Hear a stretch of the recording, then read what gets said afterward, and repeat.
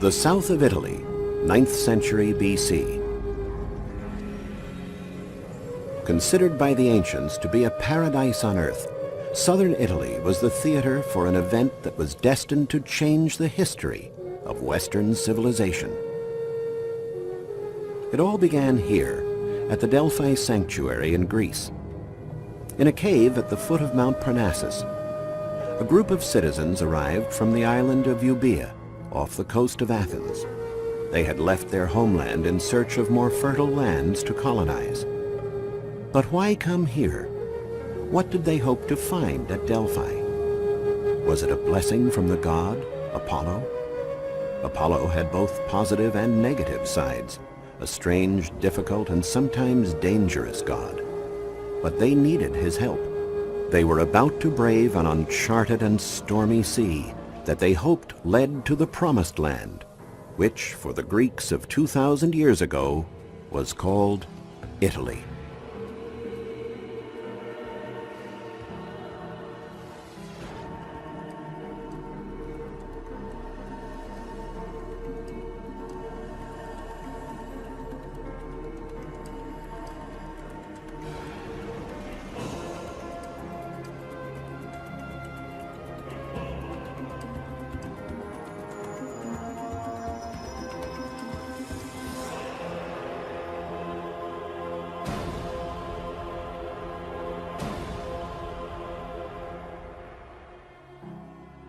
For more than 1,000 years, millions of people traveled to Delphi to seek answers from the oracle of Apollo.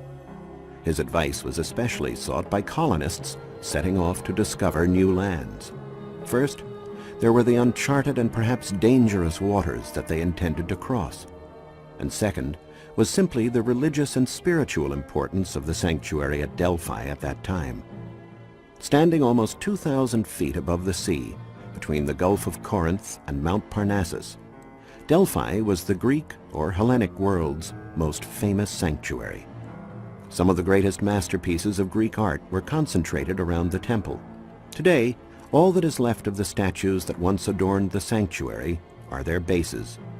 They were colossal sculptures made of very expensive materials, and there were thousands of them.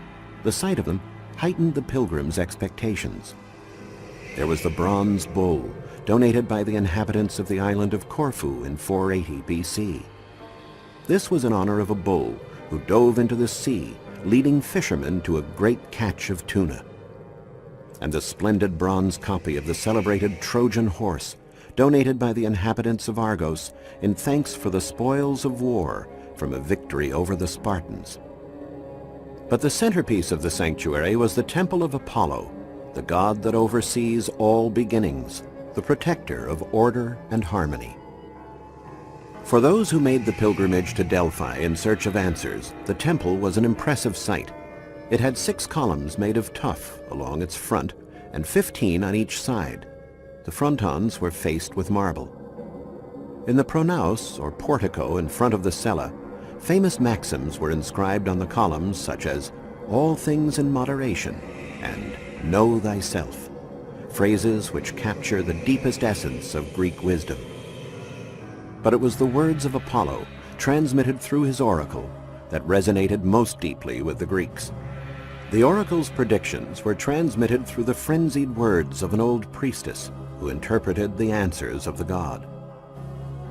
In a cave, the faithful awaited the response from the priestess, who, in a state of trance, recited prophetic words regarding the route to follow and where they should land. By following these directions, and probably those of sailors as well, the first Greeks reached the shores of the island of Ischia in the Gulf of Naples about 2,800 years ago. This marked the beginning of the Greek colonization of southern Italy, a vast territory given the name of Magna Graecia, which in Latin means Great Greece. But what was Magna Graecia? Basically, a group of polis, or city-states, whose wealth and power would soon exceed that of the Greek cities of the motherland. For the Greek settlers, used to the searing sun, aridness, and mountains of their homeland, Italy was a true paradise on earth, with its mild climate, abundant watercourses, and fertile plains. From the first cities sprang more. The inhabitants of Sybaris, founded by Peloponnesian Greeks, built Poseidonia, now Paestum. The people of Cumae, originally founded by Greeks from the island of Euboea, created Parthenope, which was to become the Athens of the West and is now known as Naples. Many of the residents of Naples are thus of Greek origin, direct descendants of those early settlers from Euboea. Naples is the commercial and cultural heart of the Mezzogiorno, Italy's south, the promised land of the ancient Greeks.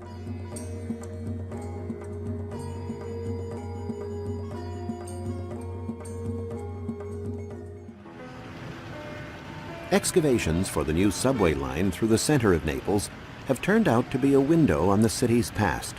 Work in such sites as Piazza Municipio has uncovered not only the old Aragonese walls, but also provided a chance to view a much deeper cross-section of the city's historical layers. Archaeologists from the Naples Monuments and Fine Arts Service have found numerous objects of Greek origin, such as the small fragment of an Attica vase dating back to the 4th century BC, decorated with the figure of an owl.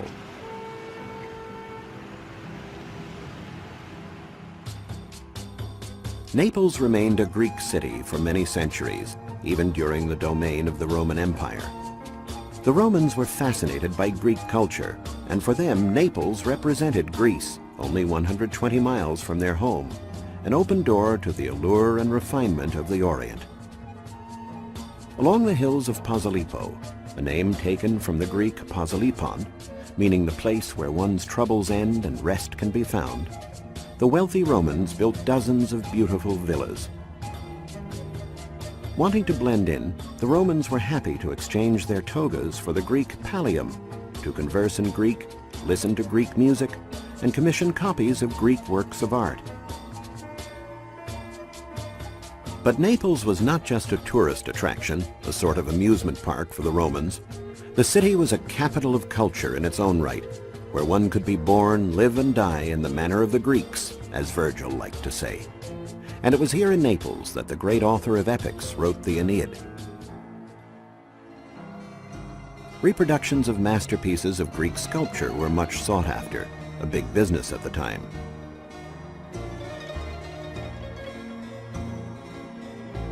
Thousands of masterpieces from the Parthenopean school flooded the world, a veritable legacy of Greek art.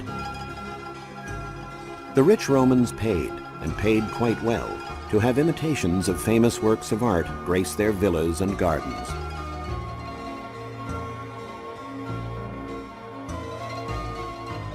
Another aspect of Greek culture the Romans appreciated was theater.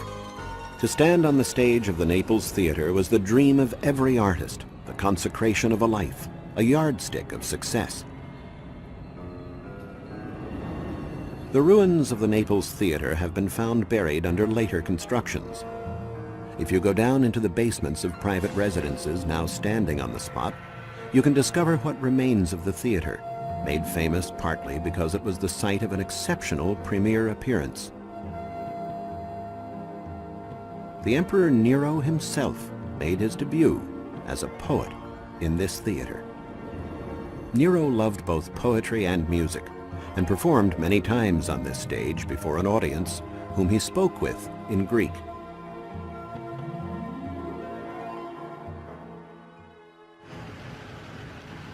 Not far from the theater is a section of Naples named for the Virgins. Here, hidden behind this door, several yards underground, is a veritable treasure, a Greek hypogeum from the 3rd century BC. Hypogea were large subterranean chambers having the dual function of being a burial ground and a sanctuary. It was in the hypogea, for example, where ceremonies were held dedicated to the oriental god Mithra, who was worshipped widely in Naples. This well-preserved one, the Crystallini Hypogeum, was built outside the city walls in an area that in ancient times was nothing but forests and fields. Everything here evokes Naples' ancient past, even though it is quite probable that the bones and skulls date back only to the 17th century, the period of the Great Plague during the Spanish rule. The discovery of the chamber only 100 years ago amazed archaeologists with its finely conserved state. There are votive edicula and delicately frescoed walls with figures still glowing in bright colors, and funerary urns for the mortal remains of the deceased. But what is perhaps most striking are the touching farewells to the departed, written in Greek on the walls. Here a father addressed his daughter, Aristogoras, with touching simplicity. "Goodbye, my beloved daughter."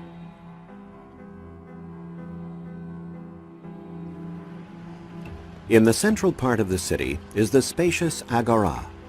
This plaza was the center of the social life of the city and the site of its market. It is incredible, but shops like these under the arcades have been here for over 2,000 years. And it is amazing to note that these narrow streets all have the same width, about 10 feet, and are spaced at regular intervals of 115 feet.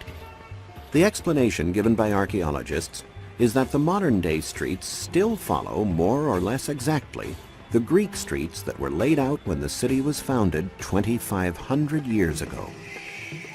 An example is the present-day Via Tribunali, which follows one of the two principal axes of the Greek city, and is one of the few broad avenues in Naples. The Agora is also famous for its magnificent temples. The Church of San Paolo Maggiore is the classic example of a Christian edifice standing on the ruins of a pagan temple. The ancient temple was dedicated to the Dioscuri, Zeus's twin sons, who were doomed to live and die on alternating days. Only these two beautiful Corinthian columns remain. But when it was new, the temple existed on a grandiose scale. We can once again view the great temple as it appeared almost 2,000 years ago. Thanks to a Greek inscription found nearby, it turns out that the temple was restored in the 1st century AD during the reign of the Emperor Tiberius, at the expense of two rich liberti, freed slaves who had become administrators of the imperial family's wealth.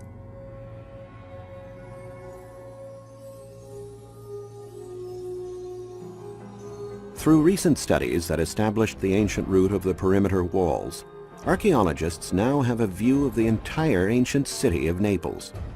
The city is of modest size, but completely encircled by a mighty defensive system of walls and turrets, fortifications that stood up to Hannibal and his elephants during the Second Punic War. Yes, even Hannibal paid a visit to Naples. From the top of the walls, you could have witnessed the dramatic events recounted by the Roman historian Titus Livy that took place in the area near the present-day Piazza Dante in the heart of Naples. Livy wrote, "The cavalry of the Neapolitan army succeeded with rapid sorties to sow confusion in the enemy ranks, and thus forced Hannibal to abandon his siege." Walking through the streets of modern-day Naples, you can see traces in the features and gazes of the Neapolitans of the incredible mix of races that marked this corner of the Magna Graecia during the Hellenic and Roman period. Egyptians, Romans, Italians, Illyrians, and Africans were all accepted within the city walls into the community founded by the Greeks, an exemplary demonstration of tolerance. Naples was only one of many Greek cities in Italy. Paestum, 60 miles to the south, was the location of a very important Greek sanctuary. We don't know exactly when Paestum was founded, but it certainly dates back to at least 600 years before the birth of Christ, and was founded by settlers from Sybaris, another city of Magna Graecia. Paestum's importance in antiquity is evidenced by these walls that surrounded the inhabited areas. But the best testimony to its wealth are the great temples of the sanctuary, built in the 7th and 6th centuries BC. At that time, Paestum was known as Poseidonia, the Greek name for the city, in homage to the sea god Poseidon. This temple, improperly called a basilica by the early scholars, is the oldest one. It was dedicated to the goddess Hera a divinity who was venerated as the goddess of fertility and maternity, and who would watch over women when they were about to give birth.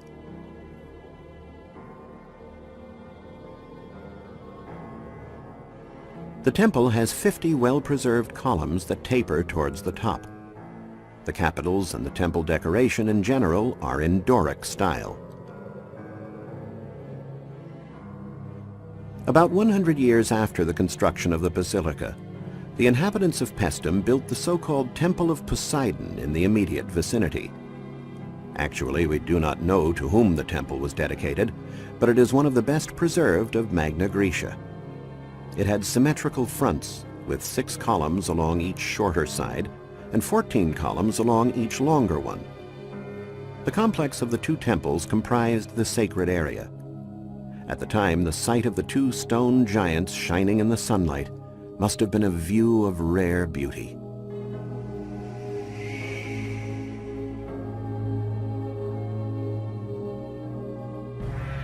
Another great temple of the city is the one dedicated to the goddess Athena.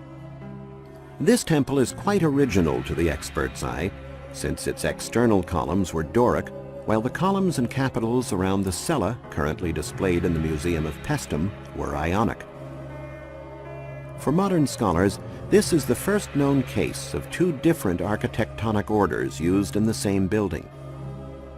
During medieval times, the temple was converted into a Christian church, as demonstrated by the tombs found inside. In the Forum lies the so-called Italic Temple, or Capitolium, the first temple built by the Romans after the year 273 BC, when Poseidonia came under their domain and took the name of Paestum. This temple was rather exotic, starting with its high base, a lot different than those of the Greek temples. It was dedicated to the triad of divinities honored on the Capitoline Hill in Rome: Jupiter, Juno, and Minerva. At the turn of the 1st and 2nd centuries AD, the temple occupied a part of the stairways of a pre-existing structure, the area of the Comitium, where the city assembly met in the open air. The area was packed with monuments, and in the distance was the great bulk of the amphitheater.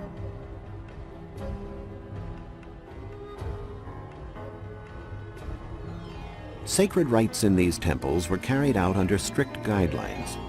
Inside of the temple dedicated to the goddess Hera, for example, we find a large cella with 3 naves and a bi-level colonnade.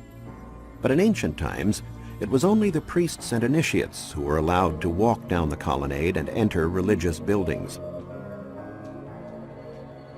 Others would have to stop in the pronaos in front of the entrance. Every morning, the priests purified the cella with holy water and made offerings of food and drink to the large statue of the goddess. The door was the only opening in the cella.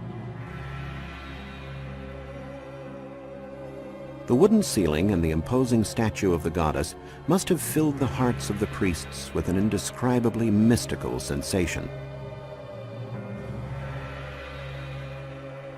The temples at Paestum have always fascinated the numerous people who visit them. In the 18th and 19th centuries, famous celebrities such as the archaeologist and art historian Winckelmann and the poets Goethe and Shelley would come to Italy on their grand tour as a kind of pilgrimage in search of beauty.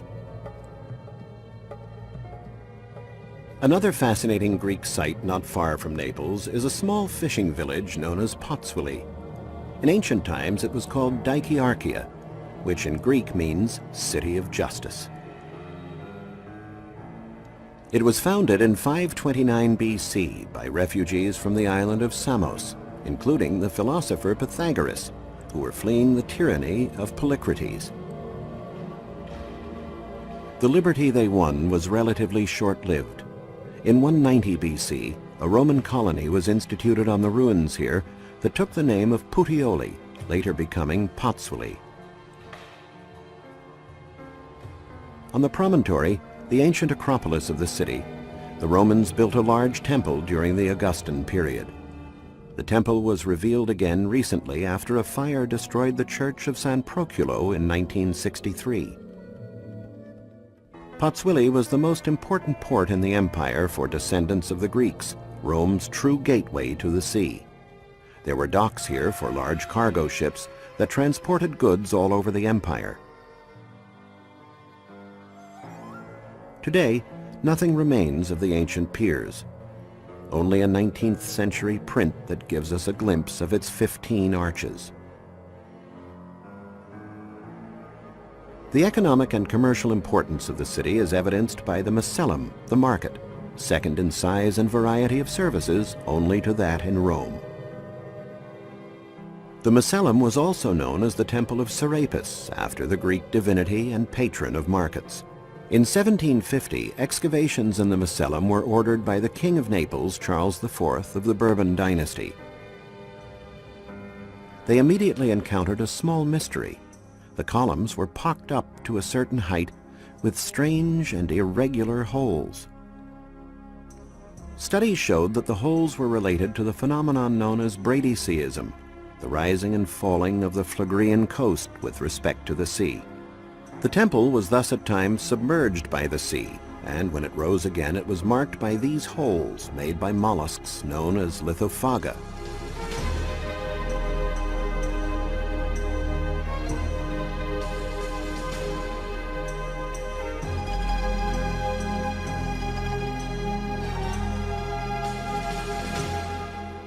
The Macellum comprised a large rectangular portico, measuring 190 by 245 feet and enclosing the shops. It was an impressive and bustling marketplace. At the center of the internal courtyard, there was a round building, the tholos, decorated with marble sculptures and statues. The market was a riot of Mediterranean colors, a meeting place for many different peoples and languages, from Egyptian and Phoenician to Greek and Latin. On display were exotic products, spices, perfumes, ointments, Greek and Egyptian antiques, and naturally, a wide variety of products from the sea. In 1700, in the large apse behind the tholos, archaeologists found a statue of Serapis, after whom the entire complex was named.